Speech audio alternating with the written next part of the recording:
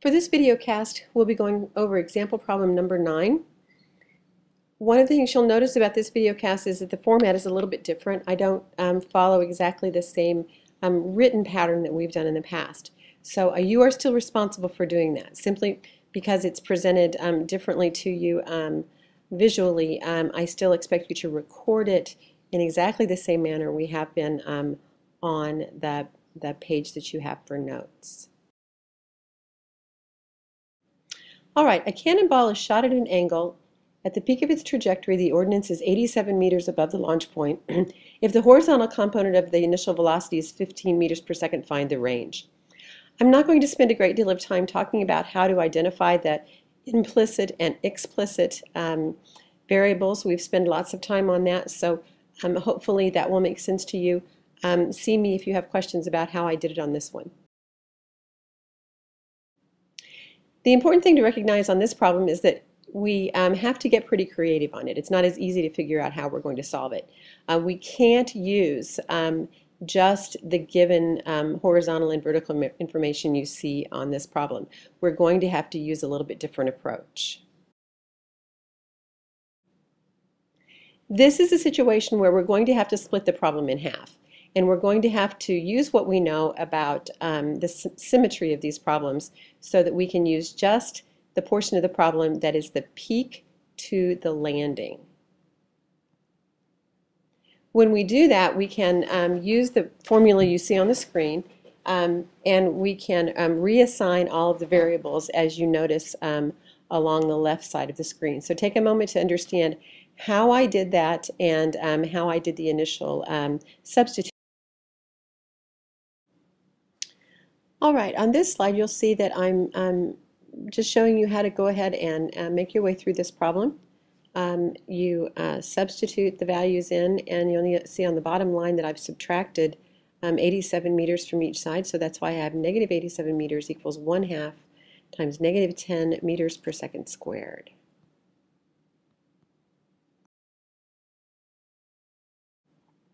This next one just shows some further simplification. I took 1/2 times negative 10 meters per second squared. I got a negative 5 meters per second squared.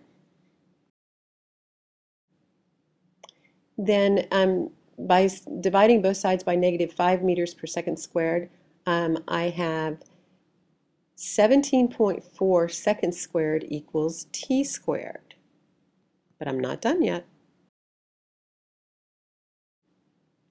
On this last step, we take the square root of the second to the last equation you see along the right side. So I find that the square root of 17.4 seconds squared is 4.17 seconds. So 4.17 seconds is the time it takes for the ball to go from the peak to the landing.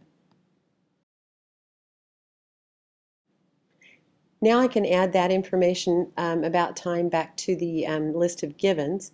So I've indicated that the time to go from the peak to landing is 4.17 seconds. So the time to go from launch to landing is double that, 8.34 seconds.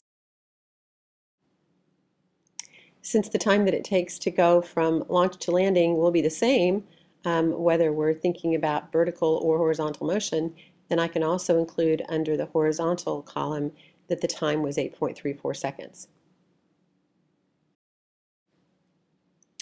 Next, I can do some solving of the equation on the horizontal motion, because now I know the velocity in the vertical direction of 15 meters per second, and I know that the time in the air was 8.34 seconds. So I will substitute those values into the equation you see shown in the lower right-hand corner. Completing that substitution, you see that 15 seconds times 8.34 seconds, 15 meters per second times 8.34 seconds gives us 125.1 meters.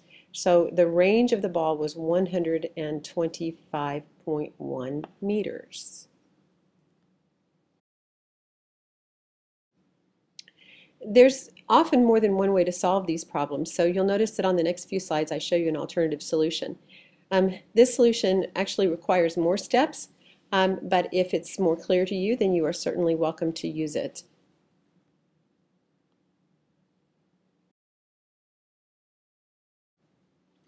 For this solution, we're going to isolate the first half of the problem. So by doing that, the peak velocity becomes the final vertical velocity. So that's the key to recognizing how we're going to go about using this different set of equations to solve the problem. In this alternative solution, I will use the vyf squared equals vyi squared plus 2g delta y to solve for the starting velocity. Since I don't have time, that's the only equation that I can use. Once I've solved for the starting velocity, which was 41.7 meters per second, I can then put that into that simple vyf equals vyi plus g times t and solve for the amount of time that the object was in the air from launch to peak. Now that we've determined that the launch to peak was 4.17 seconds, then we double that to find the launch to landing. So for the horizontal portion of this motion, we need to recognize that the time we need to use is 8.34 seconds, launch to landing time. So to complete this problem, I will use the horizontal equation x equals bx times t and substitute into that equation, and very quickly we see that the cannonball lands 125.1 meters from the launch site. So the range is 125 meters, just as we got before, just using a little bit different method.